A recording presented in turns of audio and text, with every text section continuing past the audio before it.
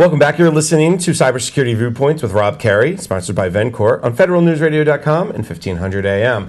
I'm your host, Jason Miller. My guest, of course, is Rob Carey, the Vice President of Navy and Marine Corps Programs for Vencor. Now, Rob, we were talking a lot about the cyber sprint, what needs to be done next, where they're going. Let's flip the switch a little bit and ask about industry. You've now been in industry for about 18 months. Is industry any better?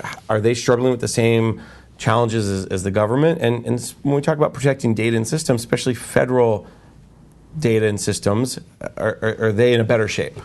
So I would say industry overall, Rob's opinion is, having sat on both sides now, is that industry is probably not in as good a shape because they haven't been made to make the investments. The good thing about the government is the Congress and the President have directed investments in cybersecurity at a pretty healthy level. In industry, it comes out of profit, right? So you can make an investment consistent with your ability to actually make that investment. So there's always trade-offs that are made. And so as the government now puts its arm around its vendors and says, you must protect this information the same as I would protect it, and actually I personally think that's a good thing, the challenge of the investment to protect it becomes really hard. And so there ends up being, at some point, a pass-through of those costs back to the government in the first place on the contracts. There's no other way to get around it. So I think that there are successes in industry that don't occur at times in the federal government, but I think they're quiet because there's no one out there shouting, "I have this. I've got it. I'm protecting. I'm protected." And that person, that person that does that, I would love to meet him. One of the things we're seeing is interim rules from DoD. We're seeing GSA putting out and working with the White House and others putting out acquisition, if you will, strategies. Are these headed in the direction that you think is good, or are they going too far? Because the reaction usually is, oh, something happened, let's go too far, and then the pendulum has to swing back eventually. So I think they're going in the right direction, and I don't think the pendulum can swing too far. I don't think that you can get to the place today with current technology that's going to do an overspend, right? In my old world, when we had classified networks, the clear investment around cryptography around the network delivers a wall, if you will, that makes it really hard to get in, near impenetrable, okay? That doesn't exist on unclassified networks in the federal government, the controlled unclassified information networks. So where's the trade space between what does it cost per seat for, let's say, the DoD SIPRNet versus the Department of Transportation's network, and how to raise the security to the right level? So I think that the efforts are going in the right direction. I think the investments need to continue. I also think we need to measure what the investments are worth. We don't have a value proposition for each piece of the cybersecurity stack in anybody's network so that you could say, put more money on this tool and not that tool. There are some tools that are coming out today that start to displace older tools because they render them irrelevant.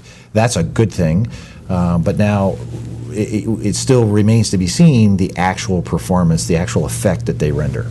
Let's talk briefly about that measurement piece, because that's a difficult nut to crack, because in some ways, the theory has always been, well, how do you measure a negative? If I make this investment, what's my ROI? If I can't prove that 10,000 hacks didn't happen, but you have a different philosophy around measurement of cyber success. So I think that we've got to get to the place where we can measure the effect of cyber and get away from risk. Risk is this gray, many shades of gray.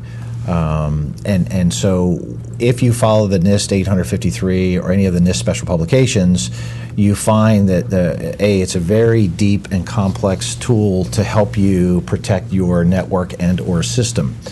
The challenge is, I defy anybody to then say, is that actual security, or is that just my set of risk management efforts? I've taken the prudent steps that I believe consistent with my budget that will get me past my checklist, my FISMA checklist that's required by law.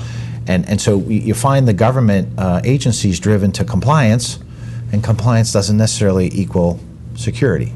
So in my mind, we have to drive ourselves further, which is what I was talking about before, into measuring the actual effect of cyber. And so that, in theory, is something I said to Karen Evans years ago, we should be able, and actually Lisa Schlosser and Vivek, we should be able to withstand anything that's not a 0 day, anything. If we've done all of our investments properly, we have proper hygiene, the only thing that could really cause us harm would be something we've never seen before, right? And then once the anomalous behavior detection tools are, I don't say perfected is not the right word, but if they are made so that they're actually working in consonance with the rest of the network, you can pretty much start to lay in actual security.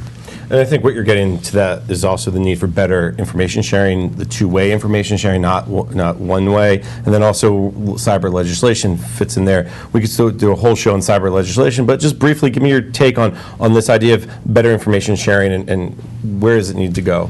So we need to be able to have more seamless information sharing from the U.S. intelligence apparatus and industry back. In my job at the Pentagon, we ran the Defense Industrial Base Information Sharing Program, which did very well in ensuring voluntary information sharing.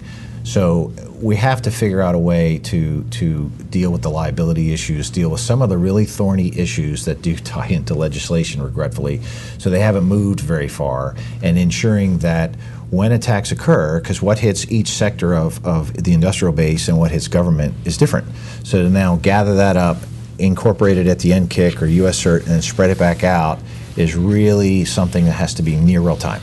And today we're not set up to even do that. That's the biggest challenge I think government faces.